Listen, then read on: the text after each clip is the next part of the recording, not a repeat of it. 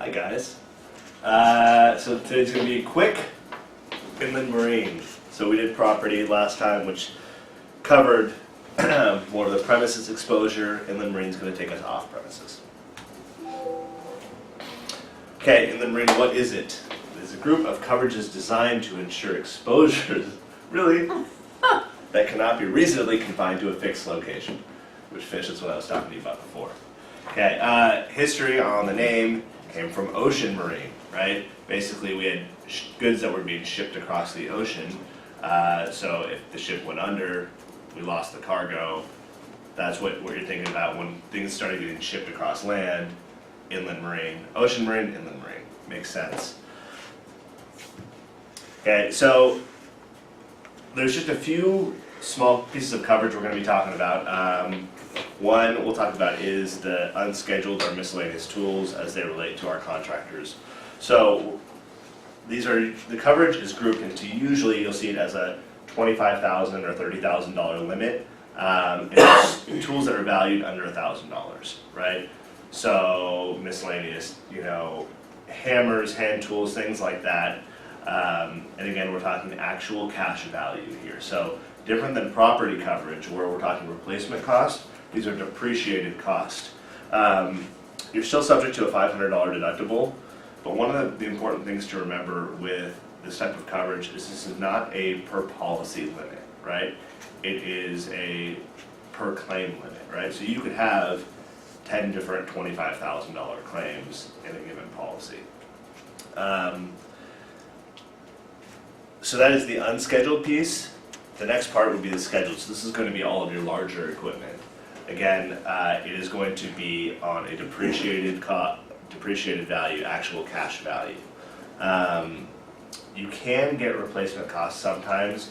It's usually, I think, if it's less than 3 years old, we need to double check on that. And the only carrier that I know that will do that, or that I know that has done it in the past, that we work with is Liberty. And they mandated every item had to be over $5,000 in value. And I think it was less than 3 years old.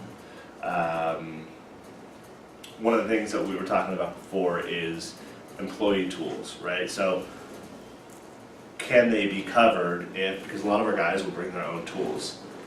You can get coverage sometimes with some carriers. It used to be more, my dad had mentioned that back in the day that they would do it all the time, and they get it covered. Most of our carriers do not do it anymore. I think we have one left. It might be Liberty, it might not.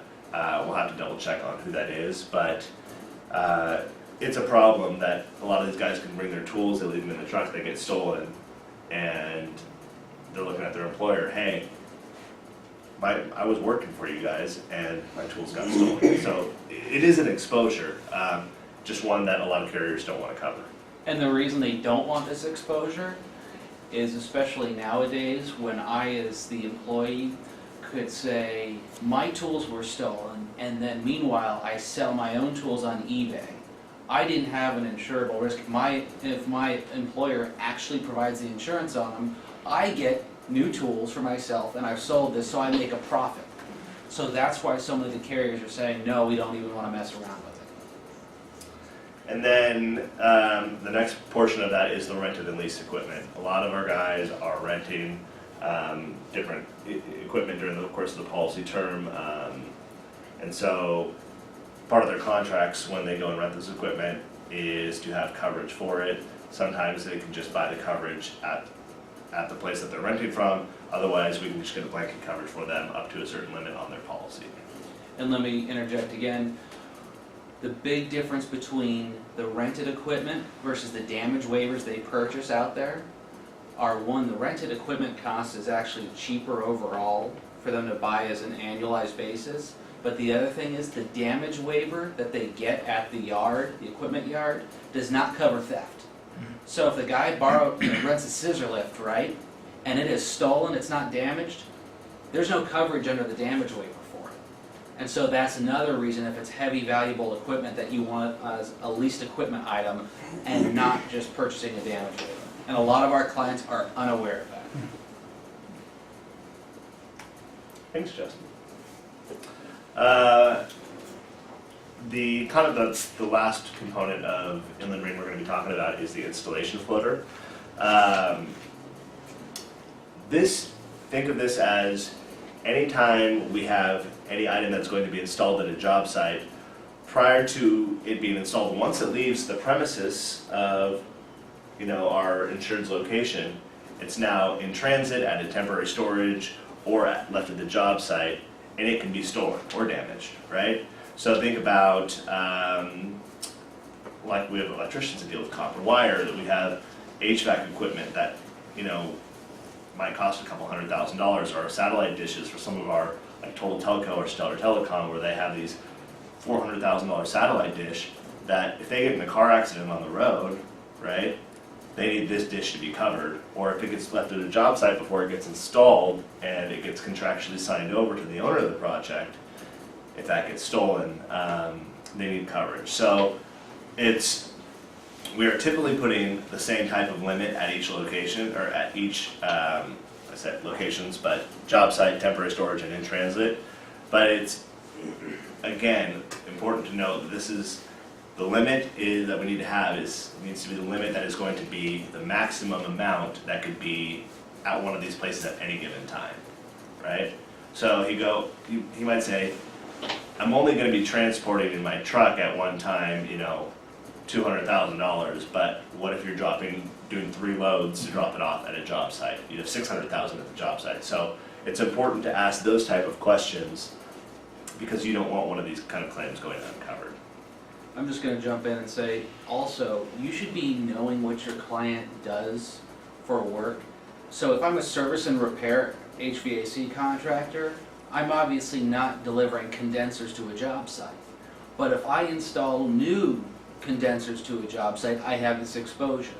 And so this is something you should be paying attention to with all your renewals and saying, what does my client actually do? Are they a painter? Okay, it's gonna be limited to paint, it's not that big of an issue. A flooring contractor does have an exposure. Our client, Vintage Design. They have their trucks go and deliver flooring to the site. Now the max value of any one product is somewhere around $25,000. That's gonna happen at each individual home site. But these are the questions you have to ask. You have to know what your insureds do so that we know how to properly protect them on the installation floor.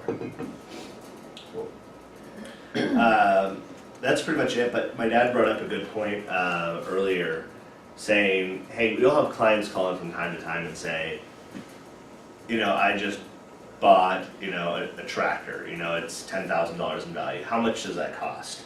And oftentimes we'll go, okay, well, let's go to the carrier, we'll get you a price. Some things to kind of know, and we should probably hone in on this better, but generally speaking, if they don't have a policy, to get a basic inland marine policy is probably going to cost them anywhere between $500 and $1,000, right? Some of them are going to have different minimum premiums depending on the carrier, but it would be different if they already had an inland marine policy. Let's say they already had $50,000 in scheduled equipment, and they add another $10,000. It's probably not going to be that total value of $1,000. It might cost them an extra $100, right? So there's general rates that are going to be associated, but just trying to get an idea as we look through some of these quotes of going, hey, let's just be familiar. So if someone calls, we don't have to call an underwriter, go through the whole process. We could just say, hey, it's going to cost you $1,000. There's going to be a $500 deductible. He might just go, it's not worth it for me to insure, So. And lastly, just on scheduled equipment, it's something I would be asking the insurers. When you look at that schedule, especially on renewal, you may see sprayers or you name it on that list. And I always ask the question, when was this purchased? Because some of them purchased it 10 years ago and it's just got salvage value left. It shouldn't even be on the schedule because it's going to end up paying out less than the deductible, but they're still paying premium on it. So those are the type of questions you need to be asking. If they've got a schedule of any size or value, how long ago did you purchase it? Because it may not be worth having on that schedule. Right, and one thing to really think about is that these are coverages that they might want to forego in order to self-insure to save cost, right? My dad talks a lot of time to go, a couple $1,000s there, is it better that you take that couple $1,000s and buy $1 million excess policy, right? So the installation floater is pretty critical, right? But their miscellaneous tools and scheduled equipment, they just might want to self-insure that risk.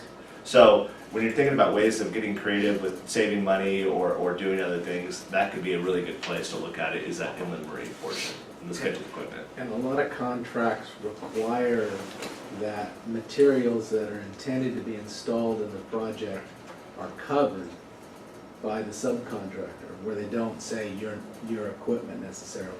But materials on an installation floor a lot of times are required by contract. Right. There's no co-insurance with an installation floater, right? I don't believe there's co-insurance, but there's a deductible. Right. So in Justin's example that you just gave, are you kind of tweaking it the same way you would like a lemon car in the auto policy, where like you're tweaking the comp and collision? Because you're saying that this car is not worth much, so therefore we can put it back down, like the coverage, you don't need this. Well, it's that if I have a sprayer that I initially bought for $5,000 Yeah. 10 years ago, and today it's now worth $900 of salvage value, Yeah. and I'm paying the premium on it like it's a newer piece of equipment when I put it on that schedule. I'm still getting charged for the It premium doesn't on it. make any sense, yeah. Doesn't make any sense. It's better to let it fall under miscellaneous tools Yeah. and then have it covered that way.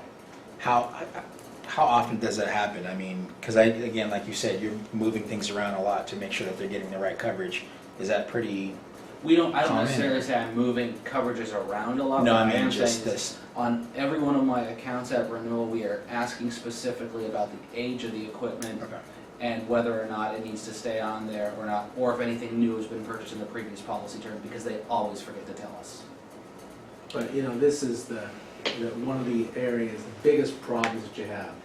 You send a renewal app, here's your schedule, please correct the schedule. They don't send it back, we renew the policy. 10 months later, the guy has a claim, he had bought something, he didn't tell us, it's not covered. He sold 4 or 5 items that he paid premium on, he doesn't get still, you know, that's just too bad. Yeah. It's just that they don't take the time to run through and to take a look at it. Any other questions? Cool. Simple day, guys. Thanks. Thank you.